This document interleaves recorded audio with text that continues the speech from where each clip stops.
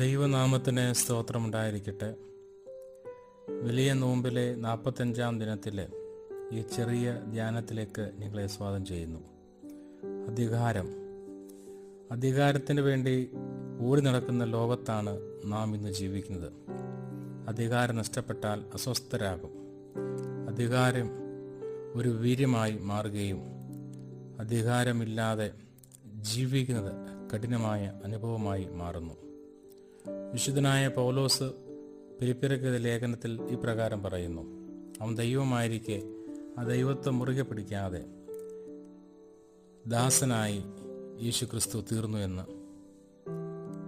തൻ്റെ വാക്കുകൊണ്ട് ഉണ്ടാകട്ടെ എന്ന് പറഞ്ഞ് സകലത്തെ നിർമ്മിച്ചവൻ തൻ്റെ പുത്രനെ സകല അധികാരവും നൽകി ഈ ലോകത്തേക്ക് അയച്ചപ്പോൾ യേശുക്രിസ്തു പറയുന്നു, മർക്കോസ് 10-ാം അധ്യായത്തിൽ, മനുഷ്യപുത്രൻ വന്നത് ശുശ്രൂഷ ഏറ്റുവാങ്ങുവാനല്ല, മറിച്ച് ശുശ്രൂഷിപ്പാനും അനേകർക്ക് വേണ്ടി പ്രാണനെ മറുവിലയായി കൊടുക്കുവാനും അത്രേ.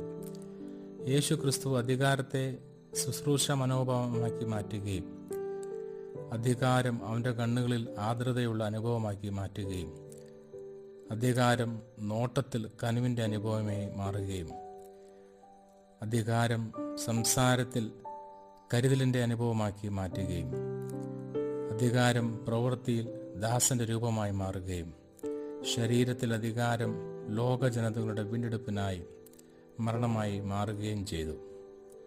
അധികാരത്തെ തൻ്റെ സ്വന്തം ലാഭത്തിനായി ഉപയോഗിക്കാതെ തൻ്റെ ജീവിതത്തിലൂടെ മാതൃകയാക്കി മാറ്റിയ യേശു ക്രിസ്തുവിനെയാണ് ഈ 50 ദിവസത്തെ വലിയ നോമ്പിൽ നാം ധ്യാനിക്കുന്നത്.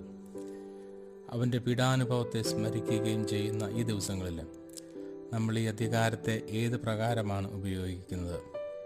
പലപ്പോഴും നമ്മുടെ സ്വാർത്ഥ താല്പര്യത്തിനു വേണ്ടി ഉപയോഗിച്ചു പോയില്ലയോ?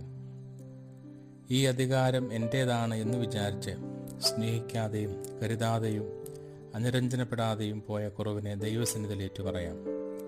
ദൈവം നമുക്ക് നൽകിയിരിക്കുന്ന ഈ അധികാരം ക്രിസ്തുവിനെ പോലെ സ്നേഹഹദ്രതയോടെ ജീവിച്ച് മറ്റുള്ളവരെ സ്നേഹിപ്പാനും കരുതുവാനും നമുക്ക് ഈ നാളുകൾ ഇടയാക്കാം. അതിനായി ദൈവത്തിൻ്റെ ആത്മാവ് നമ്മെ ഇടയാക്കട്ടെ. ആമീൻ.